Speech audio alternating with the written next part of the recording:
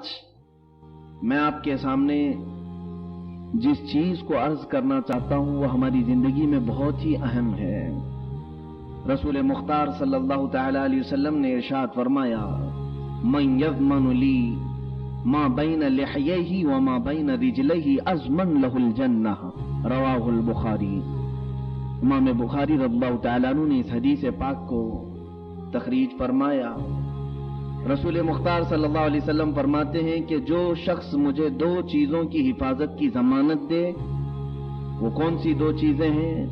ایک دو جبڑوں کے بیچ میں ہے یعنی زبان، اور ایک دو رانوں کے بیچ میں ہے وہ شرمگاہ، ان دو چیزوں کی حفاظت کی ذمہ داری لے لے، اضمن لہ الجنہ، میں اسے جنت میں لے جانے کی ضمانت دیتا ہوں۔ معمولی چیز نہیں ہے۔ اور حضور اکرم صلی اللہ علیہ وسلم یہ بھی فرماتے ہیں، اتدرون اکثر ما يدخل الناس النار، اللہ کے حبیب فرماتے ہیں تم جانتے ہو اکثر لوگ جہنم میں کس بنیاد پر جائیں گے؟ کس بنیاد پر جائیں گے؟ فرماتے ہیں کہ دو کھوکھلی چیزیں، الفم والفرج، ایک زبان ہے اور دوسری شرمگاہ ہے۔ یہ دو چیزیں انسانوں کو جہنم میں لے کر جائیں گی۔ دنیا کی پوری زندگی ہم نے دیکھی، دو ہی مزے لینے کے لیے انسان دوڑ بھاگ کر رہا ہے، یا زبان کا چٹخارا یا اپنی شرمگاہ کی خواہش۔ یہ دو چیزوں پر اس کی پوری زندگی ختم ہوتی جا رہی ہے۔ عزیزان محترم، میں صرف اور صرف زبان کے متعلق عرض کروں کہ بعض لوگ یہ سمجھتے ہیں ہر چیز پر بول لے جانا یہ کمال کی بات ہے، بلکہ حدیث پاک میں یہ ہے خاموش رہنا کمال کی بات ہے۔ خاموش رہ جانا بہت ساری چیزوں پر یہ تمہارے عقل مندی کی دلیل ہے۔ شیخ سعدی رحمت اللہ علیہ فرماتے ہیں، تا مرد سخن نہ گفتہ باشد، عیب و ہنرش نہ ہفتہ باشد۔ جب تک آدمی بات نہیں کرتا تب تک اس کی اچھائی بھی چھپی رہتی ہے، برائی بھی چھپی رہتی ہے۔